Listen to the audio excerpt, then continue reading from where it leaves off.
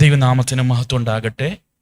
ഈ അനുഗ്രഹിക്കപ്പെട്ട ഞായറാഴ്ച പ്രഭാതം ദൈവവചനത്തിന് മുൻപാകെ ആയിരിക്കുന്ന എല്ലാ ദൈവമക്കളെയും കർത്താവിൻ്റെ നാമത്തിൽ ഞാൻ വന്ദനം ചെയ്യുകയാണ്. ഇന്ന് നിങ്ങളോട് അറിയിപ്പാൻ കർത്താവ് എൻ്റെ ഉള്ളിൽ വളരെ പ്രേരണ നൽകിയിരിക്കുന്ന ഒരു ആലോചനയുമായാണ് ഞാൻ കടന്നു വന്നിരിക്കുന്നത്. പ്രാർത്ഥനയോടെ എല്ലാ ദൈവമക്കളും ദൈവവചനത്തിന് മുൻപിലായിരിക്കണം.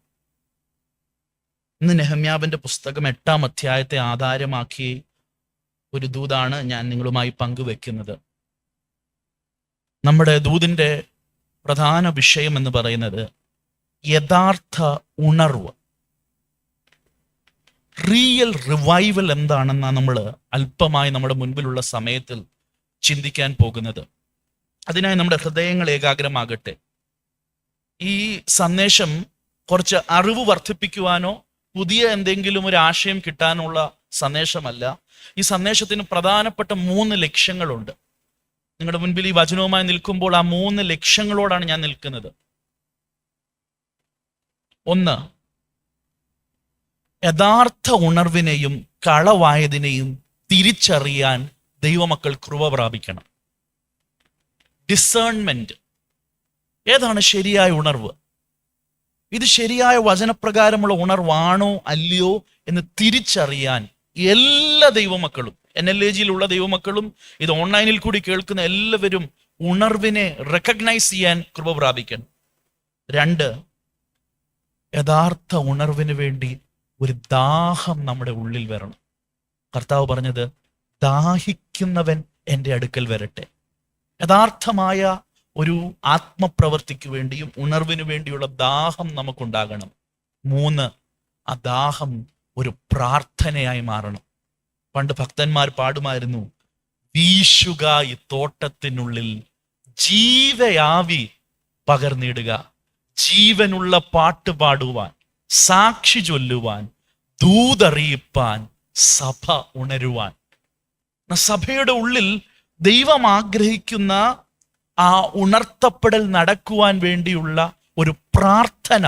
ഈ സന്ദേശം കേൾക്കുമ്പോൾ നമ്മുടെ അകതാരിൽ നിന്ന്, ഹൃദയത്തിന്റെ അടിത്തട്ടിൽ നിന്ന്, കർത്താവെ ഞങ്ങളെ ഉണർത്തണമേ, ഞങ്ങളിൽ വന്നുപോയ ആത്മീയ ശോഷണങ്ങളെ മാറ്റണമേ, ശൂന്യതകളെ മാറ്റണമേ എന്നുള്ള പ്രാർത്ഥന ഉയരട്ടെ. 8-ാം അധ്യായം 1-ാം വാക്യം, നെഹമ്യാവിന്റെ പുസ്തകം 8-ാം അധ്യായം 1-ാം വാക്യം. ആ 1-ാം വാക്യം നാം ഒന്ന് വ്യാഖ്യാനിക്കുമ്പോൾ തന്നെ എന്താണ് ഉണർവെന്ന് ഞാൻ നിങ്ങളോട് പറയാം. 8-ാം അധ്യായം 1-ാം വാക്യം വായിച്ചാലും, അങ്ങനെ ഇസ്രായേൽ മക്കൾ തങ്ങളുടെ പട്ടണങ്ങളിൽ പാർത്തിരിക്കുമ്പോൾ 7-ാം മാസത്തിൽ സകല ജനവും നീർവാതിലിന്റെ മുമ്പിലുള്ള വിശാല സ്ഥലത്ത് ഒരുമനപ്പെട്ട് വന്നുകൂടി യഹോവ ഇസ്രായേലിന് കൽപ്പിച്ചു കൊടുത്ത മോശയുടെ ന്യായപ്രമാണ പുസ്തകം കൊണ്ടുവരുവാൻ എസ്രാ ശാസ്ത്രിയോട് പറഞ്ഞു. മതി.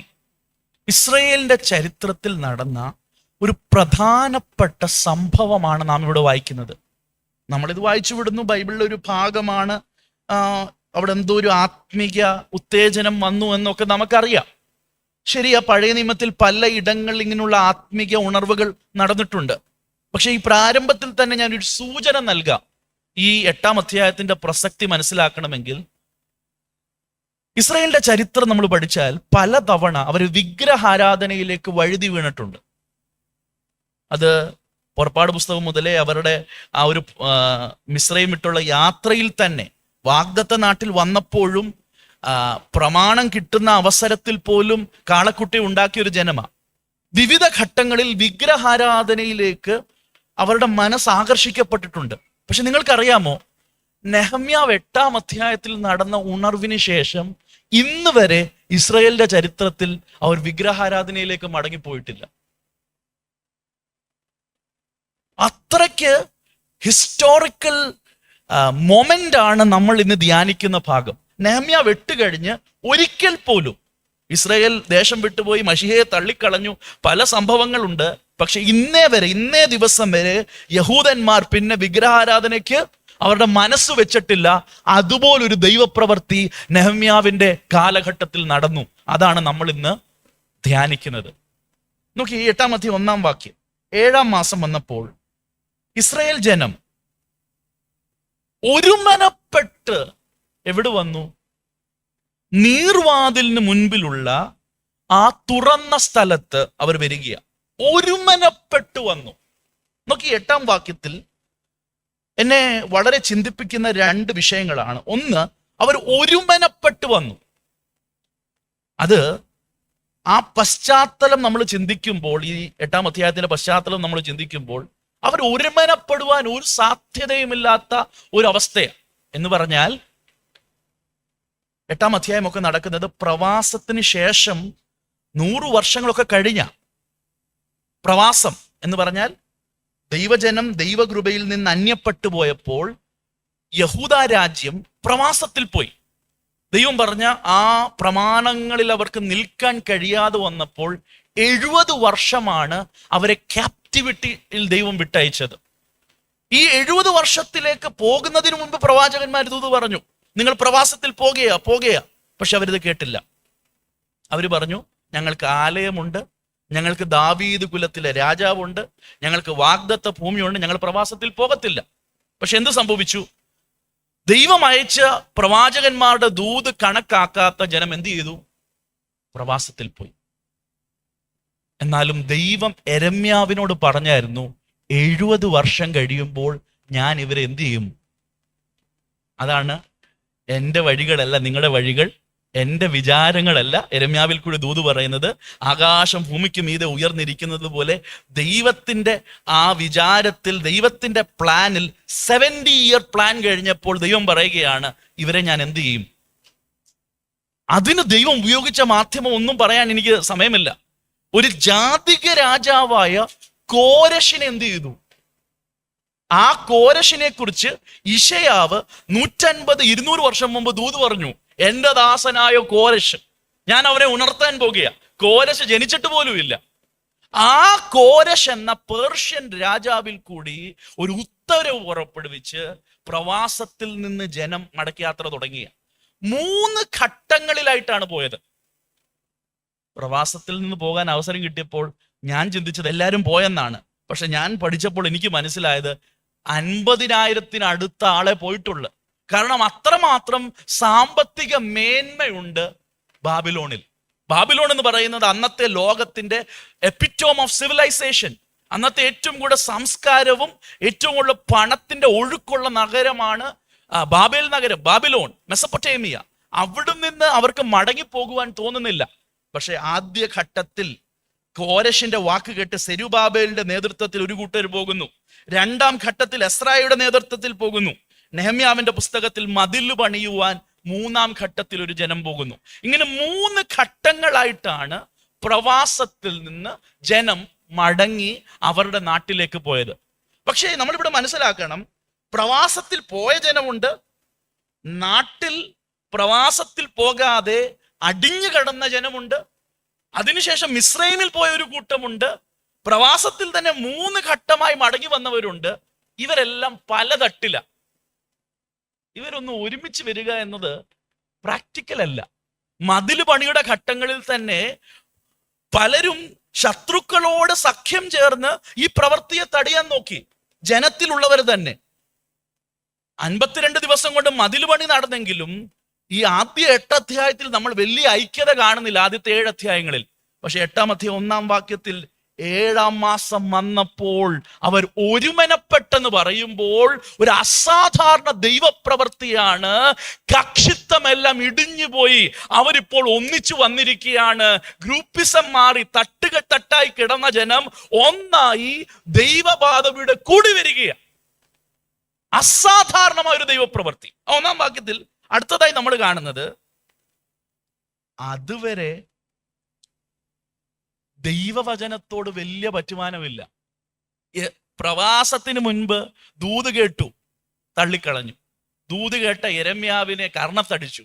അങ്ങനെ ദൂത് പറയുന്നവരെ തള്ളിക്കളയുന്ന ഒരു കൂട്ടരാണ് ഈ യഹൂദന്മാര്. പ്രവാസത്തിന്റെ നടുവിൽ യെഹെസ്കേൽ ദൂത് പറയുന്നു. വാക്യങ്ങളൊന്നും ഞാൻ എടുക്കുന്നില്ല. അവിടെയും ഈ ദൂതുകൾ അവർ ഏറ്റെടുക്കുന്നില്ല. ഈ ദൂതുകൾ ഏറ്റെടുക്കാതെ നിരസിച്ച് ദൈവത്തിന്റെ ആലോചനയെ തള്ളിക്കളയുന്ന ഒരു സ്വഭാവമാണ് ഈ ജനത്തിന്റെ. 8-ാം അധ്യായം 1-ാം വാക്യം ഒന്നുകൂടി വായിച്ച്, എന്താ നാം അവിടെ കാണുന്നത്? അങ്ങനെ ഇസ്രായേൽ മക്കൾ തങ്ങളുടെ പട്ടണങ്ങളിൽ പാർത്തിരിക്കുമ്പോൾ 7-ാം മാസത്തിൽ സകല ജനവും നീർവാതിലിന്റെ മുമ്പിലുള്ള വിശാല സ്ഥലത്ത് ഒരുമനപ്പെട്ട് വന്നുകൂടി. Yeah. യഹോവ ഇസ്രായേലിനു കൽപ്പിച്ചു കൊടുത്ത മോശയുടെ ന്യായപ്രമാണ പുസ്തകം കൊണ്ടുവരുവാൻ എസ്രാ ശാസ്ത്രിയോട് പറഞ്ഞു. നോക്കിയേ, കഴിഞ്ഞ കാലഘട്ടങ്ങളിൽ ദൈവവചനത്തെ വളരെ ലാഘവമായി കണ്ട പ്രവചനം പറഞ്ഞ പ്രവാചകന്മാർ, എന്താ പ്രവചനം? നീ വലിയ സംഭവമാകുന്നൊന്നുമല്ല, മടങ്ങി വന്നാൽ പ്രവാസം ദൈവം ഒഴിച്ചു കളയുമെന്നും മടങ്ങി വരണമെന്നുള്ള ദൂത് പറഞ്ഞ ന്യായപ്രമാണത്തെ ജനത്തിന് പറഞ്ഞു കൊടുത്ത ദൈവവചനത്തിന്റെ വക്താക്കളെ തള്ളിക്കളഞ്ഞവർ ഇന്ന് പറയുകയാണ്, മോശ മുഖാന്തരം നൽകപ്പെട്ട ന്യായപ്രമാണ പുസ്തകം ഞങ്ങളെ വായിച്ചു കേൾപ്പിക്കുക. Bring us the book of the law. അവർ എസ്രാ ശാസ്ത്രിയോട് പറയുകയാണ്, ഞങ്ങൾക്ക് ന്യായപ്രമാണം വേണം, ഞങ്ങൾക്ക് വചനം കേൾക്കണം. അത് ചെറിയ കാര്യമല്ല. എസ്രാ ശാസ്ത്രി ആരാ? എസ്രാ 7:10 എന്താ പറയുന്നത്? എസ്രാ ശാസ്ത്രിയെ കുറിച്ച് പറയുന്ന വാക്കുകളൊന്ന് ശ്രദ്ധിച്ചേ. എസ്രാ ശാസ്ത്രി ആരാ? യഹോവയുടെ ന്യായപ്രമാണം പരിശോധിപ്പാനും അതനുസരിച്ച് നടപ്പാനും ഇസ്രായേലിൽ അതിന്റെ ചട്ടങ്ങളും വിധികളും ഉപദേശിപ്പാനും എസ്ര മനസ്സു വച്ചിരുന്നു. എസ്ര മനസ്സ് വെച്ചത് എന്തിനാ? എസ്രയുടെ ദൗത്യം എന്താ? യഹോവയുടെ ന്യായപ്രമാണം പഠിക്കുക, അത് പ്രമാണിക്കുക, ഇസ്രയേലിൽ അത് ഉപദേശിച്ചു കൊടുക്കുക. ഈ എസ്രാ ശാസ്ത്രി കുറെ ആൾക്കാരുമായി പ്രവാസത്തിൽ നിന്ന് മടങ്ങി വന്നത് ഒറ്റ ലക്ഷ്യമേ ഉള്ളൂ: ദൈവജനത്തിന് വചനം പഠിപ്പിക്കണം, ദൈവജനത്തിന് വചനം പറഞ്ഞു കൊടുക്കണം. ഈ ഒറ്റ ലക്ഷ്യം എസ്രായെ സംബന്ധിച്ചിടത്തോളം വേറെ ഒന്നുമില്ല. ശാസ്ത്രി എന്ന് പറഞ്ഞാൽ പ്രമാണങ്ങൾ, ന്യായപ്രമാണങ്ങൾ ചുരുളിൽ നിന്ന് ചുരുളിലേക്ക് പകർത്തി എഴുതുന്ന വ്യക്തിയാ ശാസ്ത്രി. വചനം അരച്ചു കലക്കി കുടിച്ച് വചനം ഉള്ളിലാക്കി വചനം പ്രമാണിച്ച് വചനം പറഞ്ഞു കൊടുക്കാൻ സമർപ്പിക്കപ്പെട്ട വ്യക്തി ആര്? എസ്രാ ശാസ്ത്രി. ജനം, അവർക്ക് നമ്മൾ മുമ്പേ പറഞ്ഞതുപോലെ വചനം വചനം വചനം, പാസ്റ്ററെ വചനം അല്ലാതെ വേറെ എന്തേലും. ജനത്തിന് വചനത്തോട് വലിയ താല്പര്യമൊന്നും എക്കാലത്തും കുറവാ, താല്പര്യമില്ല. എന്തിലും വഴുതി പോകുന്ന ഈ ജനം 8-ാം അധ്യായം 1-ാം വാക്യം വരുമ്പോ പറയുകയാണ്, ഈ എസ്രാ ശാസ്ത്രിയോട് ഒരായുസ് മൊത്തം ബൈബിള് പഠിക്കാനും ബൈബിള് പറഞ്ഞു കൊടുക്കുവാനും സമർപ്പിക്കപ്പെട്ട എസ്രാ ശാസ്ത്രിയോട് പറയുകയാണ്, ബ്രിങ് അസ് ദ ബുക്ക്. ഞങ്ങൾക്ക് ന്യായപ്രമാണം പുസ്തകം കൊണ്ടുവന്നത് ഞങ്ങൾക്ക് പറഞ്ഞത്. ചില്ലറ കാര്യമല്ല ഇത്. ഇതാണ് ഉണർവ്. ഇതാണ് ഉണർവ്. വചനത്തോട് വിഘടിച്ചിരുന്ന, വചനത്തോട് തണുത്ത മട്ട. ഞാൻ ഭാവനയിൽ അങ്ങ് ചിന്തിച്ചു പോകുകയായിരുന്നു, എസ്രാ എത്ര വട്ടം പറഞ്ഞു കാണും, ഞാൻ ഇത് പഠിച്ചിട്ടും ഉപദേശിച്ചിട്ടും ഒരു പ്രയോജനവുമില്ല, ഇവർക്ക് ഒരു നാളിലും ഒരു മാറ്റവും. പക്ഷെ എന്തു സംഭവിച്ചു? ആത്മാവിന്റെ സന്ദർശനം വന്നപ്പോൾ ജനം ഇങ്ങോട്ട് ഒറ്റക്കെട്ടായി പറയാ, Ezra bring us the book. ഞങ്ങൾക്ക് ബൈബിൾ വേണം, ഞങ്ങൾക്ക് പ്രമാണം വേണം, ഞങ്ങൾക്ക് ഇതാരെങ്കിലും പറഞ്ഞു തരണം. അതാണ് ഉണർവ്. NLAG-യിൽ വചനം കേട്ട് വചനത്തിൽ മടുത്തുപോയ ആരെങ്കിലും ഉണ്ടെങ്കിൽ പ്രാർത്ഥിച്ചാ മതി. ഉണർവ് വരുമ്പോൾ ജനം പറയും, ഞങ്ങൾക്ക് ഇതല്ലാതെ വേറെ ഒന്നും വേണ്ട, ഞങ്ങൾക്ക് ഗിമ്മിക്സ് വേണ്ട, ഞങ്ങൾക്ക് വേറെ ഒന്നും വേണ്ട, ഞങ്ങൾക്ക് വചനം മതിയെന്ന് ജനം പറയുന്നത് എപ്പോഴാ? അതാണ് ഉണർവ്. അവരുടെ ഹൃദയത്തെ ഐക്യതയിലേക്കും വചനത്തിലേക്കും തിരിക്കുന്ന, അവരിൽ സാധാരണമായി നടക്കാൻ സാധ്യതയില്ലാത്ത ആത്മാവിന്റെ ഒരു പ്രത്യേക പ്രവൃത്തി നടന്നു. എന്താണ് ഉണർവ്? പരിശുദ്ധാത്മാവ് ചില സന്ദർഭങ്ങളിൽ അവിടുത്തെ സഭയിൽ പ്രത്യേക നിലയിൽ, അസാധാരണ നിലയിൽ പ്രവർത്തിക്കുന്നതാണ് ഉണർവ്. അതെന്തും പ്രവർത്തിക്കുകയല്ല, ദൈവവചനത്തിലേക്ക് ജനത്തെ മടക്കി വരുത്തുകയാണ്. ഈ നെഹമ്യാ പ്രവാചകന്റെ പുസ്തകത്തിന്റെ 8-ാം അധ്യായത്തിൽ ഉണർവിന്റെ 5 ലക്ഷണങ്ങൾ ഞാൻ കാണുന്നുണ്ട്. 5 ലക്ഷണങ്ങളായിട്ട് തന്നെയാണ് ഞാൻ കഴിഞ്ഞ നാളുകളിൽ ചിന്തിച്ചത്. പക്ഷെ കഴിഞ്ഞ ഒരാഴ്ചയായിട്ട് ഞാൻ ഇത് പഠിച്ചു വന്നപ്പോൾ എനിക്ക് മനസ്സിലായ കാര്യം, ഉണർവിന്റെ ഹൃദയം അല്ലെങ്കിൽ ഏറ്റവും വലിയ ലക്ഷ്യം ഒന്നാണ്. അതിൽ നിന്ന് ഒഴുകുന്ന 4 കാര്യങ്ങളാണ് താഴോട്ട് നെഹമ്യാവിന്റെ പുസ്തകത്തിൽ ഈ അധ്യായത്തിൽ നമ്മൾ വായിക്കാൻ പോകുന്നത്. ഇതിനെ 5 ലക്ഷണങ്ങളായിട്ടാണ് ഞാൻ പഠിച്ചിട്ടുള്ളത്. പക്ഷെ കഴിഞ്ഞ ചില ദിവസങ്ങളായി ഈ ഭാഗങ്ങൾ വീണ്ടും ധ്യാനിക്കുകയും പഠിക്കുകയും ചെയ്തപ്പോൾ പരിശുദ്ധാത്മാവിന്റെ ഉള്ളിൽ തന്ന ബോധ്യമാണ്, ഉണർവിന്റെ പരമപ്രധാനമായ ഏക ലക്ഷ്യം അതൊന്നുണ്ട്. അതാണ് നമ്മളിപ്പോൾ ചിന്തിക്കാൻ പോകുന്നത്. സമയമുണ്ടെങ്കിൽ അതിൻ്റെ 4 ഫലങ്ങൾ നമുക്ക് അല്പാൽപമായി ചിന്തിക്കാം. പക്ഷെ ഉണർവിന്റെ ഹൃദയം എന്താണെന്നാണ് ഞാൻ ഇപ്പോൾ പറയാൻ പോകുന്നത്. എന്താണെന്നറിയാമോ? ദൈവ ദൈവവചനത്തിലേക്ക് ദൈവജനത്തിന്റെ ഹൃദയം തിരിഞ്ഞ് അവർ മടങ്ങി വരുന്നതാണ് ഉണർവിന്റെ ഹൃദയം. The heart of the revival is the hearts of the people turning back to the word of God. ദൈവവചനത്തിലേക്ക് ദൈവജനത്തിന്റെ ഹൃദയം തിരിഞ്ഞു വരുന്നതാ. ഇതുവരെ ഹൃദയം വചനത്തിൽ നിന്ന് മറ്റൊരു ദിശയിലേക്കും ലോകത്തിലേക്കും തിരിഞ്ഞിരിക്കുക. പക്ഷെ ആത്മപ്രവൃത്തി നടന്നപ്പോൾ ദൈവവചനത്തിലേക്ക് അവരുടെ ഹൃദയം തിരിഞ്ഞു വരികയാണ്.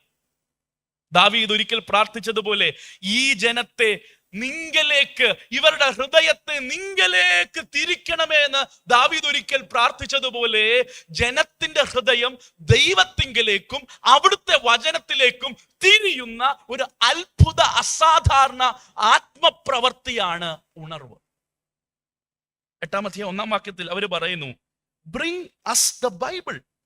മോശ മുഖാന്തരം നൽകപ്പെട്ട ന്യായപ്രമാണം ഞങ്ങൾക്ക് കൊണ്ടുവന്ന് തരിക. ഞാൻ അതിനെ ഇങ്ങനെയാണ് പറയുന്നത്, റിവൈവൽ ഈസ് റീബൈബിൾ. റിവൈവൽ ഈസ്, ഒന്ന് ഉറക്കെ പറഞ്ഞ്, നമ്മുടെ മയക്കോ ക്ഷീണോ എന്തെങ്കിലും ഉണ്ടെങ്കിൽ അതൊക്കെ പോട്ടെ. Revival is റീബൈബിൾ. ബൈബിളിലേക്ക് മടങ്ങി വരുന്നതാണ് യഥാർത്ഥ ഉണർവ്.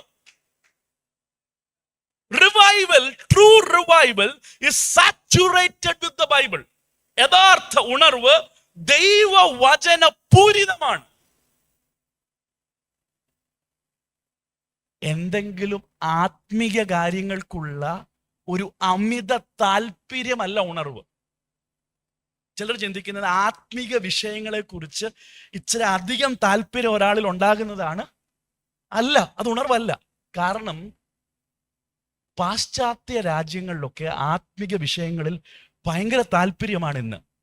അവർ ഈ യുക്തിവാദവും ഈ തത്വ സംഹിതകളും ഫിലോസഫി കൊണ്ടങ്ങ് മടുത്ത് അവസാനം അവരിപ്പോൾ എന്താ തേടുന്നത്? സ്പിരിച്വാലിറ്റി. അവർക്ക് ആത്മീകത വേണം. അവർ ചെന്നെത്തുന്നത് ഓഷോയിലും വേറെ യോഗിയിലും ഒക്കെ ആണെന്നേ ഉള്ളു. പക്ഷെ അവരുടെ ഉള്ളിൽ എന്തുണ്ട്? ആത്മീക കാര്യങ്ങൾക്ക് എന്തുണ്ട്? ഇന്നത്തെ പ്രത്യേകിച്ച് പാശ്ചാത്യ രാജ്യങ്ങളിലെ യുവതലമുറകൾക്ക് they want to become spiritual. അവർക്ക് റിലീജിയസ് ആകണ്ട. അവർക്ക് എന്താകണം? എന്താ ഞാൻ അത് പറയാൻ താല്പര്യപ്പെട്ടത്? ആത്മീയ കാര്യങ്ങൾക്കുള്ള ഒരു ചെറിയ ആഗ്രഹമോ ആവേശമോ അല്ല ഉണർവ്. It is not an intense ലോങ്ങിങ് ഫോർ സ്പിരിച്വൽ തിങ്സ്. ദൈവം ജനിപ്പിക്കുന്ന ഉണർവ് ദൈവവചനത്തിന് വേണ്ടിയുള്ള അതിയായ ദാഹമാണ്. We might live, feel, sing, pray, work and worship according to the word of God. ദൈവവചന പ്രകാരം ജീവിക്കുവാൻ, പാടുവാൻ, പ്രാർത്ഥിക്കുവാൻ, ആരാധിക്കുവാൻ, സാക്ഷി നിൽക്കുവാൻ, ദൈവവചനത്തെ അടിസ്ഥാനമാക്കി ജീവിക്കുവാനും ദൈവവചനം ഗ്രഹിക്കുവാനുമുള്ള ഒരു അതിയായ ആവേശമാണ് യഥാർത്ഥ ഉണർവ്. അതിനെന്ത് വേണം? ദൈവവചന ശുശ്രൂഷ വേണം. 8-ാം അധ്യായം 2, 3, 4 വാക്യങ്ങൾ ഒന്ന് വായിച്ചാലും വേഗം ഞാൻ മുൻപോട്ട് പോകുകയാണ്. 7-ാം മാസം 1-ാം തീയതി എസ്രാ പുരോഹിതൻ പുരുഷന്മാരും സ്ത്രീകളും കേട്ട് ഗ്രഹിപ്പാൻ പ്രാപ്തിയുള്ള എല്ലാവരുമായ സഭയുടെ മുമ്പാകെ ന്യായപ്രമാണം കൊണ്ടുവന്നു. നീർവാതിലിനെതിരെയുള്ള വിശാല സ്ഥലത്ത് വച്ച് രാവിലെ തുടങ്ങി ഉച്ചവരെ പുരുഷന്മാരും സ്ത്രീകളും ഗ്രഹിപ്പാൻ പ്രാപ്തിയുള്ള എല്ലാവരും കേൾക്കെ ന്യായപ്രമാണ പുസ്തകം വായിച്ചു. നോക്കിയേ, ന്യായപ്രമാണം കൊണ്ടുവന്നു. ന്യായപ്രമാണ പുസ്തകം എന്ത് ചെയ്തു? വായിച്ചു. എപ്പോ മുതൽ എപ്പോ വരെ? രാവിലെ മുതൽ. യഹൂദന്റെ ദിവസം ആരംഭിക്കുന്നത് എപ്പോഴാണെന്നറിയാവോ? രാവിലെ 6 മണിക്കാണ് യഹൂദന്റെ ദിവസം ആരംഭിക്കുന്നത്. അതാണ് 3-ാം മണി നേരം, 6-ാം മണി നേരം എന്നൊക്കെ പറയുന്നത് 6 മണിയെ കണക്കാക്കിയിട്ടാണ്. എന്നാൽ രാവിലെ 6 മണി മുതൽ ഉച്ചയ്ക്ക് 12 മണി വരെ ഈ 1.25 മണിക്കൂറിലെ മെസ്സേജ് നമുക്ക് പിടിച്ചു നിൽക്കാനുള്ള കപ്പാസിറ്റി ഇല്ല. ഇവിടെ 6 മണിക്കൂർ they are standing in the open place and hearing the word of God. ആരൊക്കെയുണ്ട്?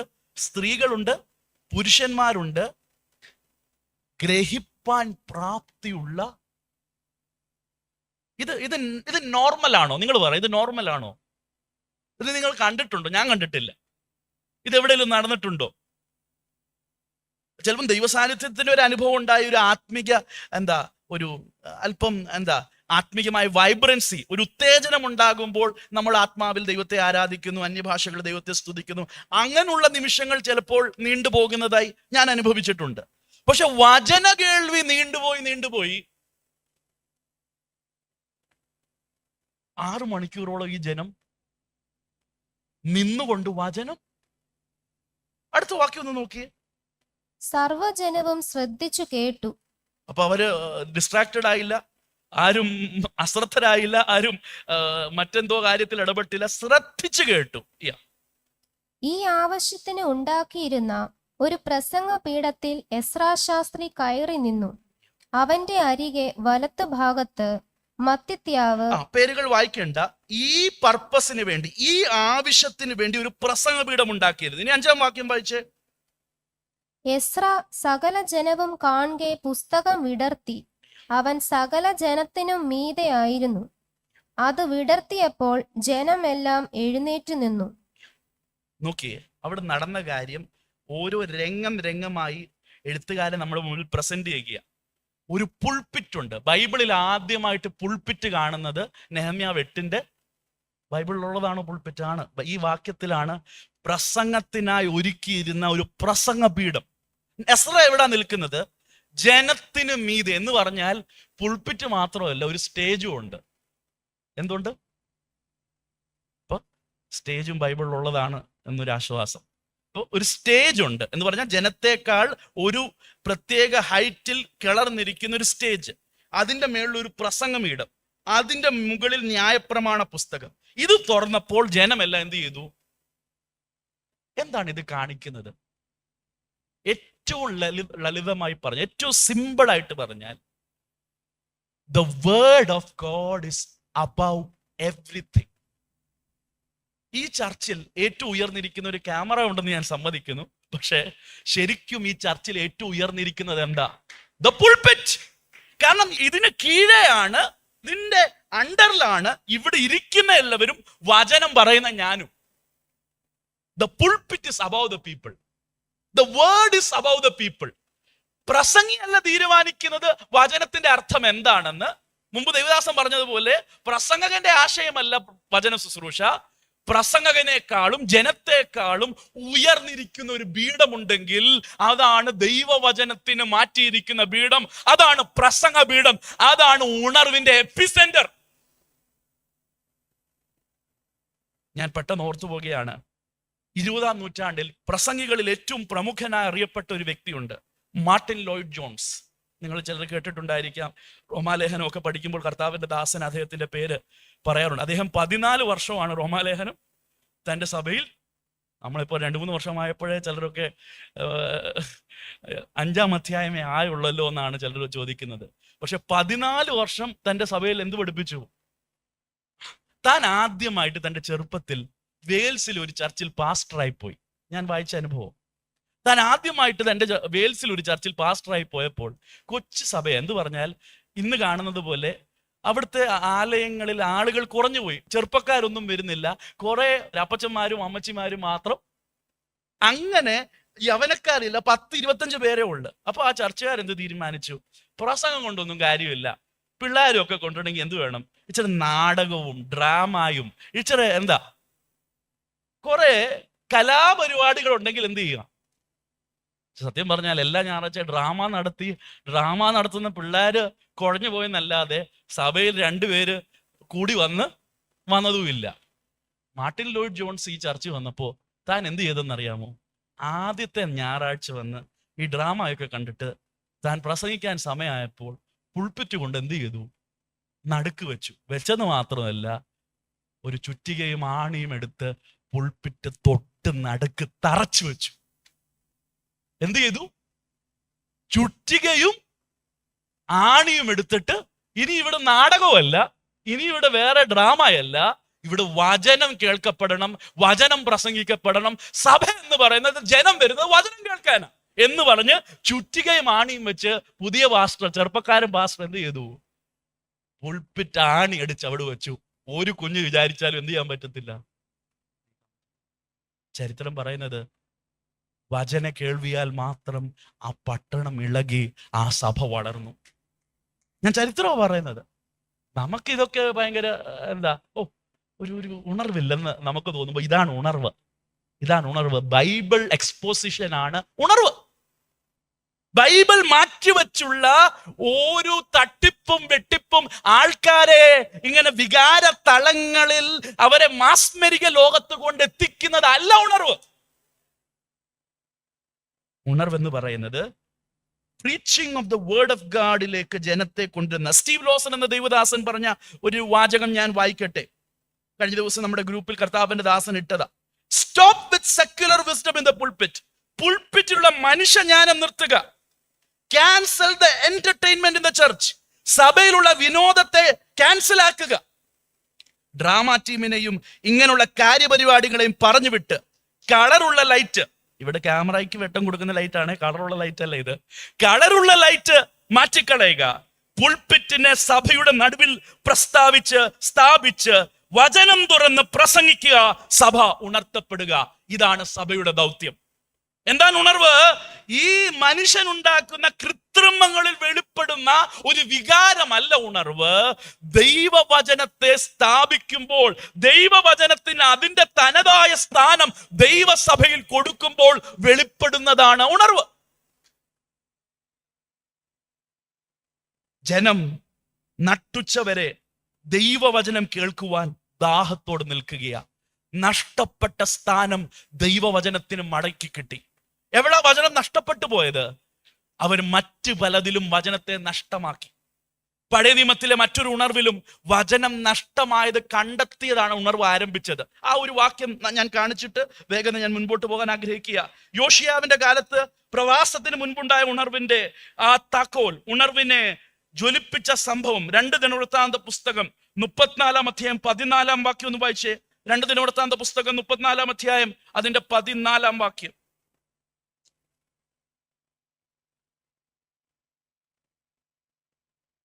ഇത് മറ്റൊരു ഉണർവാണ്. പക്ഷെ അവിടെയും നോക്കിക്കൂ, ദൈവവചനമാണ് ഒരു രാജ്യത്തെ മൊത്തം ഉണർവിലേക്ക് ചലിപ്പിച്ചത്. 2 ദിനവൃത്താന്തം 34 അധ്യായം 14 വാക്യം.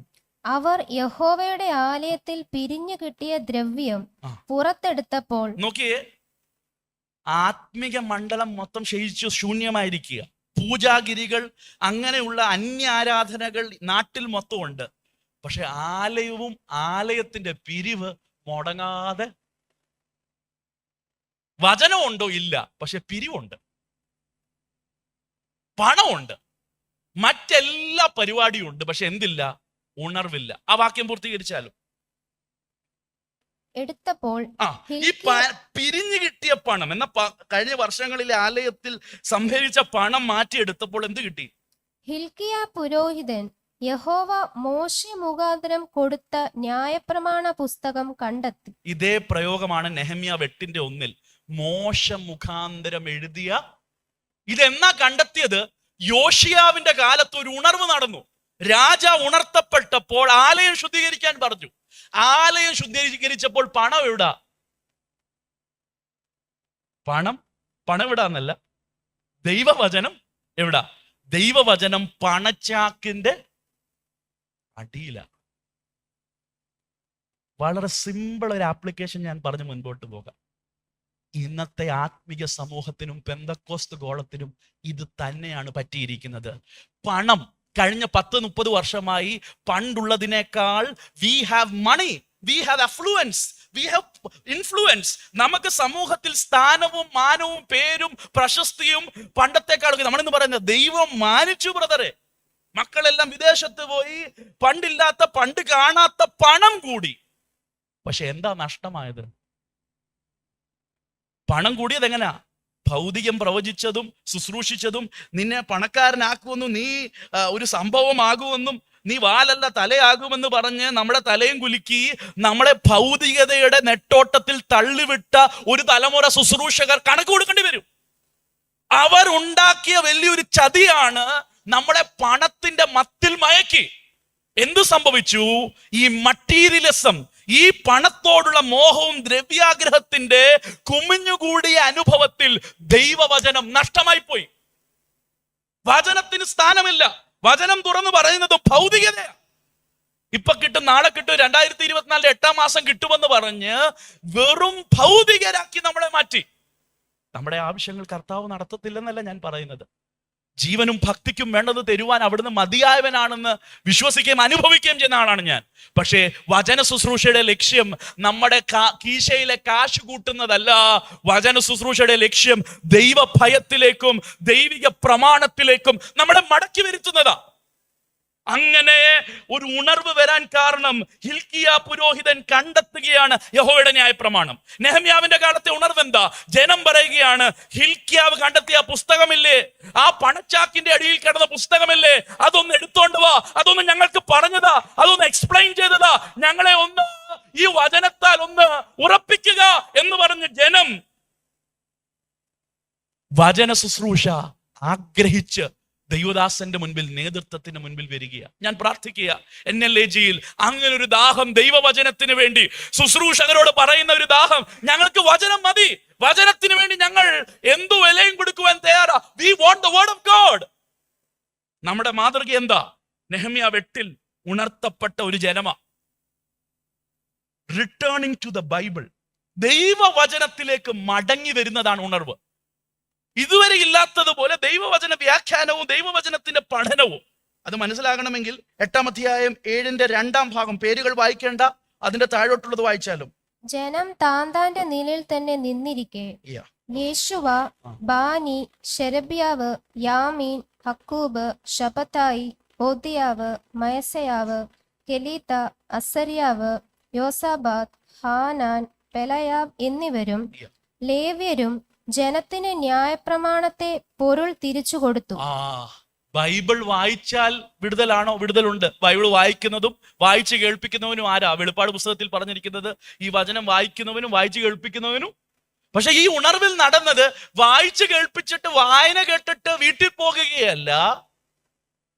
ഈ പേര് പറഞ്ഞ ഈ പുരോഹിതന്മാർ, ലേവ്യന്മാർ ഈ വചനം പൊരുൾ തിരിച്ചു കൊടുത്തു, എക്സ്പ്ലെയിൻ ചെയ്തു കൊടുത്തു. ഫിലിപ്പോസ് കണ്ടുമുട്ടിയ ഷണ്ണൻ പറഞ്ഞ വാക്കുകൾ നമുക്കറിയാം. എന്താ പറഞ്ഞത്? ഇത് പൊരുൾ തിരിച്ചു തന്നില്ലെങ്കിൽ ഞാൻ എങ്ങനെ ഗ്രഹിക്കും? ദൈവജനം ഉണർത്തപ്പെട്ടപ്പോൾ അവരുടെ നടുവിൽ സ്ഥാപിച്ചെന്ന് മാത്രമല്ല, അത് ഉയർന്ന പീഠത്തിൽ വെച്ച് അത് തുറന്ന് വായിച്ചെന്ന് മാത്രമല്ല, ജനത്തിന് മനസ്സിലാകുന്ന നിലയിൽ വേർഡ് ഓഫ് ഗോഡിനെ എക്സ്പ്ലെയിൻ ചെയ്തു കൊടുത്തു, പൊരുൾ തിരിച്ചു കൊടുത്തു. അടുത്ത വാക്യം എന്താ പറയുന്നത്? ഇങ്ങനെ അവർ ദൈവത്തിന്റെ ന്യായപ്രമാണ പുസ്തകം തെളിവായി വായിച്ചു കേൾപ്പിക്കുകയും വായിച്ചത് ഗ്രഹിപ്പാൻ തക്കവണ്ണം അർത്ഥം പറഞ്ഞു കൊടുക്കുകയും ചെയ്തു. നോക്കിയ ഈ വാക്കുകളെല്ലാം ശ്രദ്ധിക്കണം. പൊരുൾ തിരിച്ചു കൊടുത്തെന്ന് പറഞ്ഞിട്ട് അടുത്ത വാക്യത്തിൽ പറയാണ്, അങ്ങനെ ഈ ദൈവവചനം വായിച്ചെന്ന് മാത്രമല്ല, ഇതിന്റെ അർത്ഥം ഗ്രഹിപ്പിച്ചു കൊടുത്തു. എല്ലാ ഞായറാഴ്ചയും ഇവിടെ എന്താ നടക്കുന്നത്? ഇവിടുത്തെ ഓരോ വചന ശുശ്രൂഷയിൽ എന്താ നടക്കുന്നത്?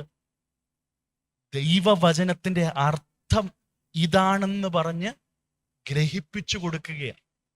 എല്ലാ ദൈവമക്കളും എന്നെ ശ്രദ്ധിക്കണേ. ദൈവവചനം വായിക്കുന്നുണ്ടോ?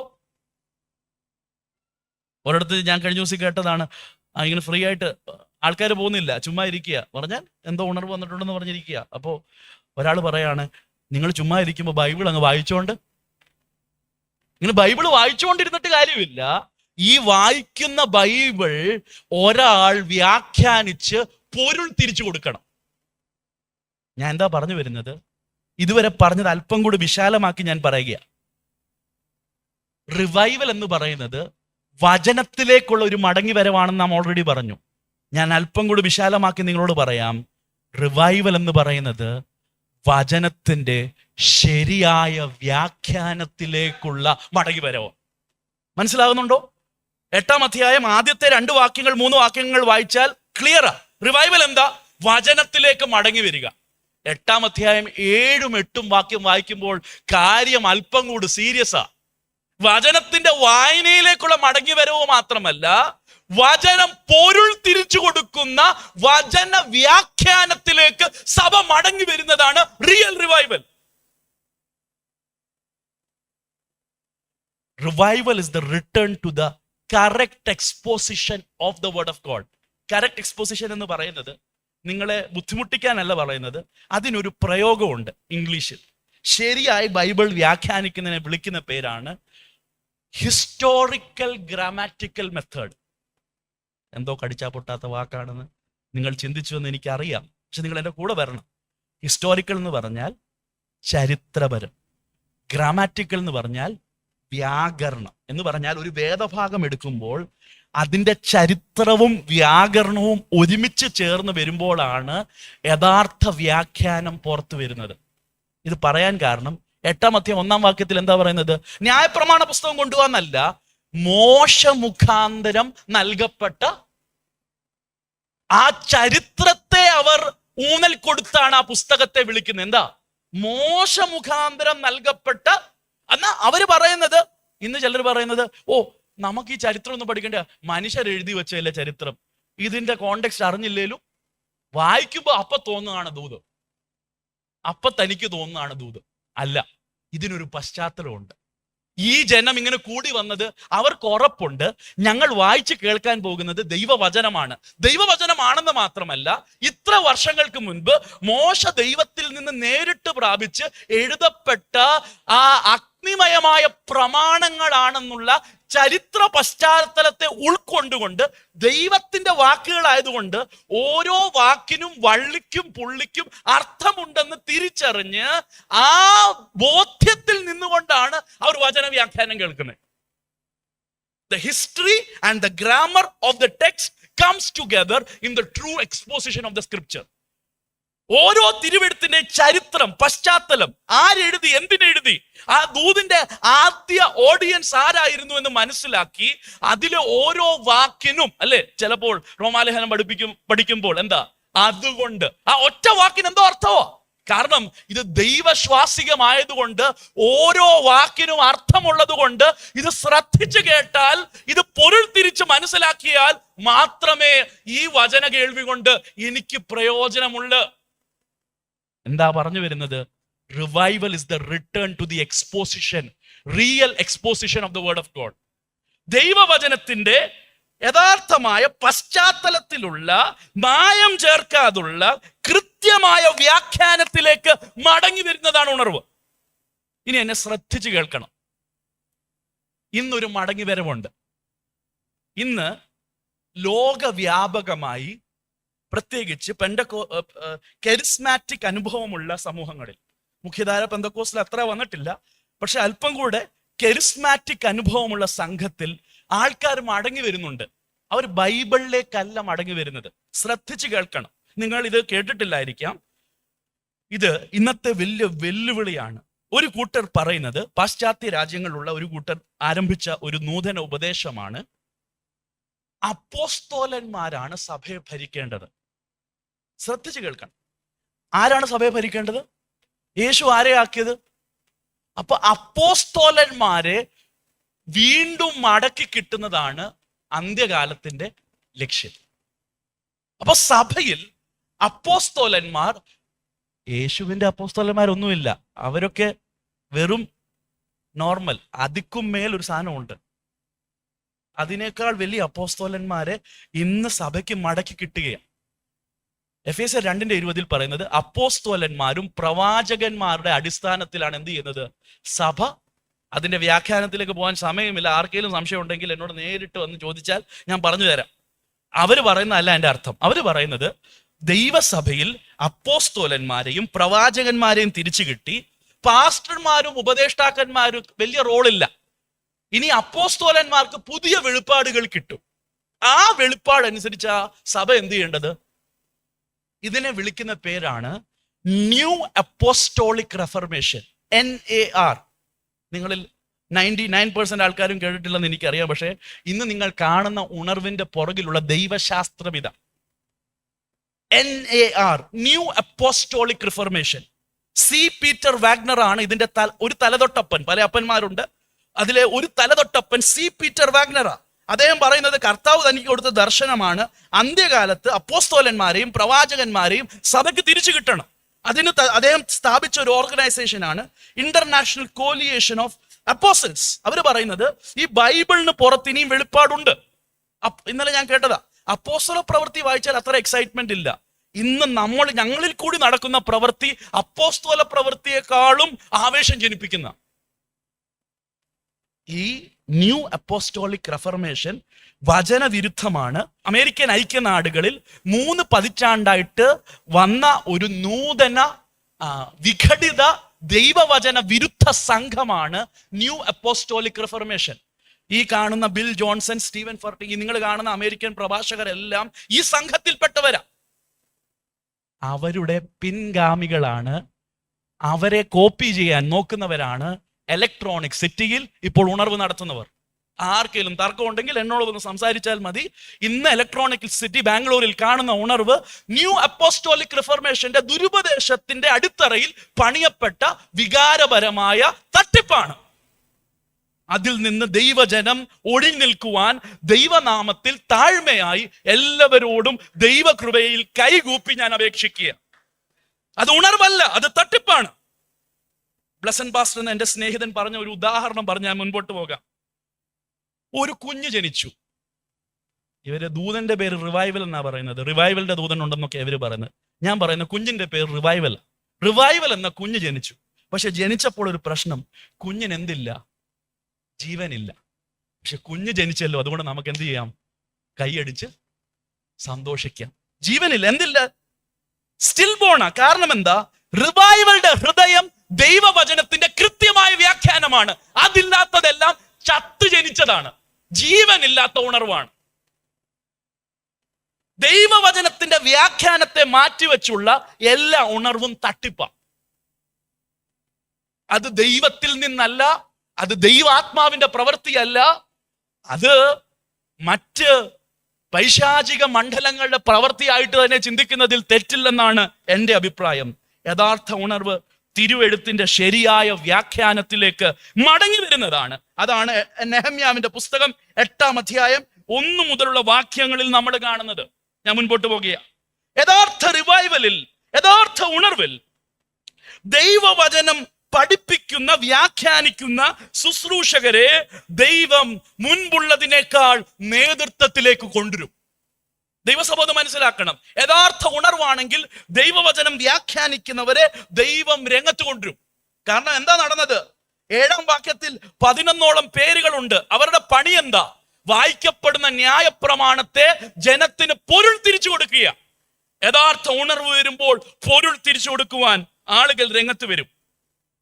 യഥാർത്ഥ ഉണർവിൽ ദൈവവചനത്തോടുള്ള ഭയഭക്തി വരും. ഈ വചന കേന്ദ്രീകൃതമായ ഉണർവിൽ നിന്ന് വെളിപ്പെടുന്ന ചില കാര്യങ്ങളാണ് തുടർന്ന് നമ്മൾ കാണുന്നത്. 6-ാം വാക്യത്തിൽ നമ്മൾ കാണുന്നത്, ഈ ജനം ദൈവവചനം വ്യാഖ്യാനിക്കപ്പെട്ടപ്പോൾ, ദൈവവചനത്തിന്റെ പൊരുൾ തിരിക്കപ്പെട്ടപ്പോൾ, ദൈവവചനത്തിന്റെ ദൂത് ജനത്തിന് ക്ലിയറായി എക്സ്പ്ലെയിൻ ചെയ്തു കൊടുത്തപ്പോൾ ഈ ജനം എന്ത് ചെയ്തു? ദൈവമുൻപിൽ ആരാധന അർപ്പിക്കുക. 6-ാം വാക്യം ഒന്ന് വായിച്ചാലും. എസ്രാ മഹാദൈവമായ യഹോവയെ സ്തുതിച്ചു.